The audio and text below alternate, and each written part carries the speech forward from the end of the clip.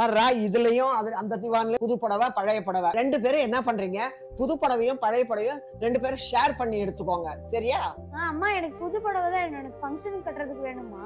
அவன் வந்து புதுசாவே எல்லாம் எடுத்துக்கிட்டோம். நீங்க பழசு எடுத்து வச்சிருங்க, எனக்கு அதுவே போதும். ஏமா எல்லா புது புடவையும் அவளுக்கு கொடுத்துட்டு நீ பழசு எடுத்துக்கிட்டியா?